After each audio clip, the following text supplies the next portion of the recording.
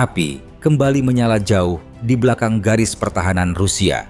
Bukan di Donetsk, bukan di Zaporizhia, melainkan di pusat logistik yang selama ini menjadi tulang punggung distribusi bahan bakar dan perlengkapan militer. Hampir bersamaan, serangan juga menjalar ke Laut Hitam, tempat kapal tanker dan armada kargo yang disebut membantu Rusia menghadapi sanksi internasional menjadi sasaran. Polanya semakin jelas. Ukraina tak lagi hanya menyerang pasukan Rusia, tetapi memburu seluruh jaringan yang membuat perang ini bisa terus berlangsung. Ketika gudang logistik terbakar dan jalur pasok mulai terganggu, ancaman terbesar bagi Moskow mungkin bukan lagi kehilangan wilayah, melainkan kehilangan kemampuan untuk terus berperang.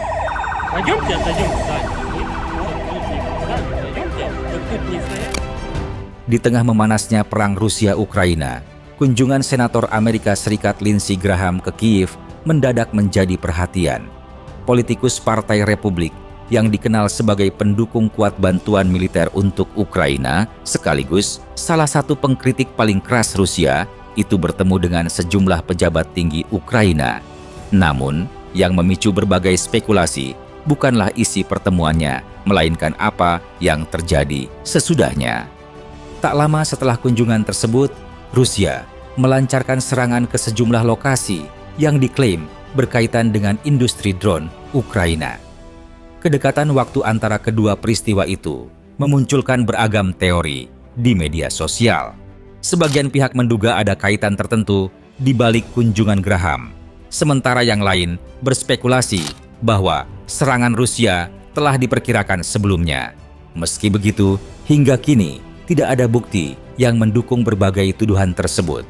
Baik Amerika Serikat, Ukraina, maupun Rusia juga tidak pernah mengeluarkan pernyataan resmi yang menguatkan narasi tersebut. Yang pasti, di balik ramainya spekulasi, intensitas perang justru terus meningkat dengan serangan balasan dari kedua belah pihak. Di saat pertempuran semakin memanas, Rusia mengklaim berhasil menggagalkan sebuah operasi drone berskala besar yang disebut sebagai Spiderweb 2.0.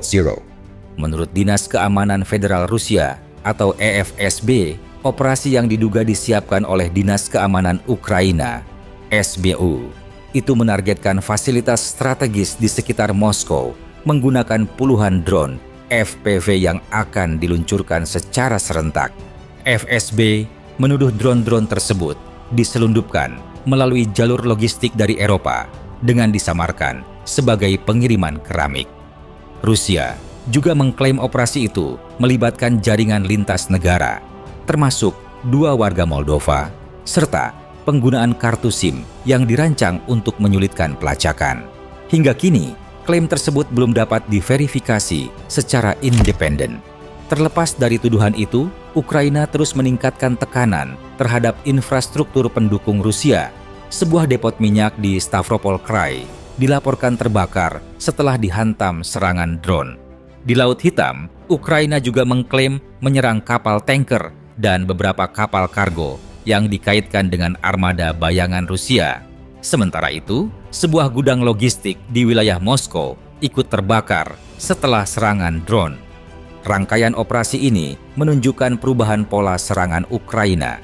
Jika sebelumnya fokus utama berada di garis depan, kini Kiev semakin sering membidik depot bahan bakar, pusat logistik, gudang penyimpanan, hingga jalur distribusi maritim. Strategi tersebut mencerminkan upaya untuk melemahkan rantai pasok Rusia, sehingga kemampuan Moskow mempertahankan operasi militernya dapat terus tergerus, bahkan jauh sebelum pertempuran terjadi di medan perang.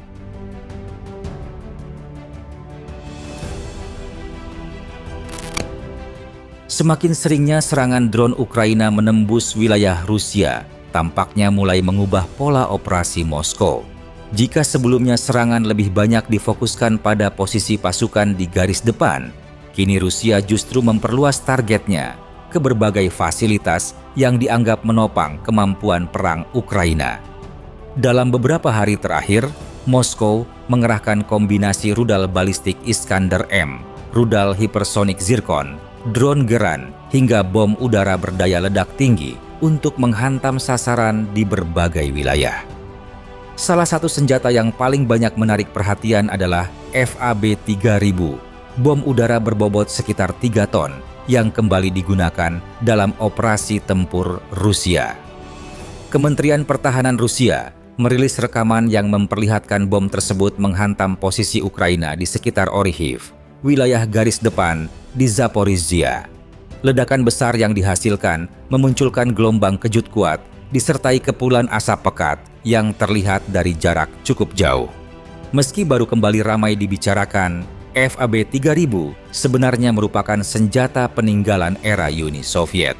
Setelah bertahun-tahun jarang digunakan, Rusia kembali memproduksinya secara massal sejak 2024. Bom ini kemudian dipasangi Universal Gliding and Correction Module (UMPK) atau glide kit yang memungkinkannya meluncur puluhan kilometer menuju sasaran dengan akurasi lebih tinggi. Dengan modifikasi tersebut, pesawat tempur Rusia dapat menjatuhkan bom dari luar jangkauan sebagian sistem pertahanan udara Ukraina. Sementara daya ledaknya tetap mampu menghancurkan bangunan bertingkat, bunker, maupun kompleks industri.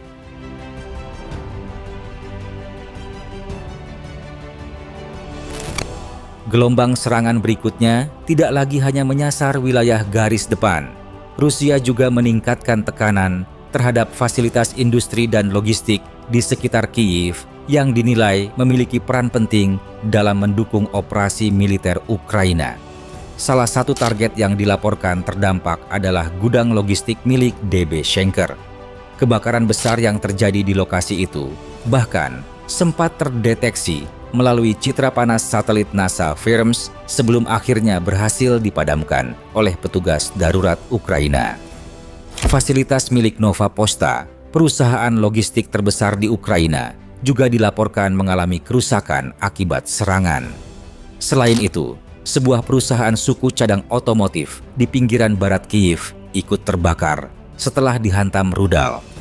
Rusia juga mengklaim menyerang Kyiv Central Design Bureau of Valves, perusahaan yang memproduksi katup industri dan komponen hidropneumatik untuk sektor energi, minyak dan gas, serta industri kedirgantaraan. Target lain yang disebut terkena serangan adalah pabrik radio Meridian, produsen perangkat komunikasi dan elektronik, serta pabrik pertahanan Artem, salah satu fasilitas industri pertahanan terbesar di Ukraina yang selama ini dikaitkan dengan produksi dan pemeliharaan berbagai perlengkapan militer. Meski tingkat kerusakan seluruh fasilitas tersebut belum dapat diverifikasi secara independen, pemilihan target menunjukkan bahwa Rusia kini semakin memusatkan perhatian pada industri yang mendukung kemampuan tempur Ukraina. Tekanan juga diarahkan ke sektor energi dan jalur distribusi. Depot minyak BRSM Nafta di wilayah Kyiv dilaporkan terbakar setelah diserang drone Geran.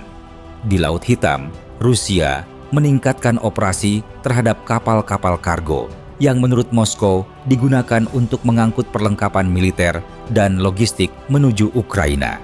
Sementara itu, jaringan perkereta-apian kembali menjadi sasaran karena masih menjadi tulang punggung pengiriman pasukan, amunisi, kendaraan tempur, dan bantuan dari negara-negara barat menuju garis depan. Jika sebelumnya Rusia lebih banyak berupaya merebut wilayah, pola serangan terbaru ini memperlihatkan prioritas yang mulai bergeser.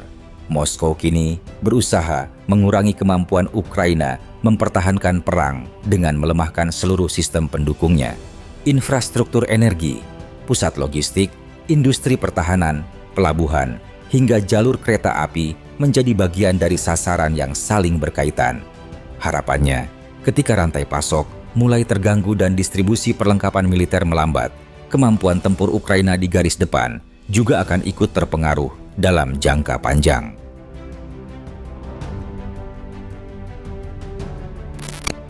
Ketika pertempuran di garis depan terus menyita perhatian, tantangan baru justru mulai muncul dari dalam Ukraina sendiri. Di sejumlah kota, warga kembali turun ke jalan menyusul keputusan Presiden Volodymyr Zelensky mencopot Menteri Pertahanan Mikhailo Fedorov.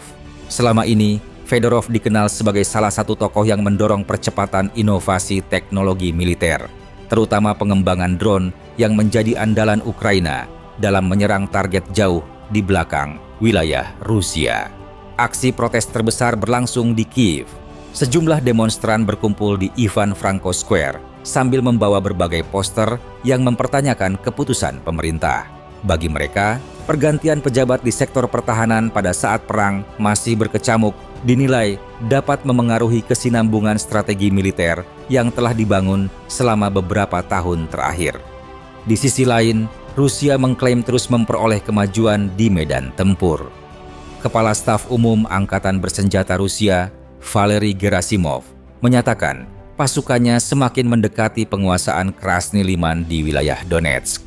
Apabila kota tersebut berhasil direbut, posisi Rusia diyakini akan semakin menguntungkan untuk memberikan tekanan ke arah Sloviansk dan Kramatorsk, dua pusat pertahanan utama Ukraina di Donbas. Selain itu, perhatian para analis juga mulai tertuju pada Kostiantynivka yang dinilai berpotensi menjadi sasaran berikutnya dalam ofensif Rusia. Sementara pertempuran terus berlangsung, tekanan terhadap Moskow juga diperkirakan akan meningkat dari sisi ekonomi. Presiden Donald Trump menyatakan dukungannya terhadap rancangan undang-undang sanksi bipartisan yang memungkinkan Amerika Serikat menjatuhkan tarif tinggi kepada negara-negara yang masih membeli minyak, gas alam, maupun uranium dari Rusia.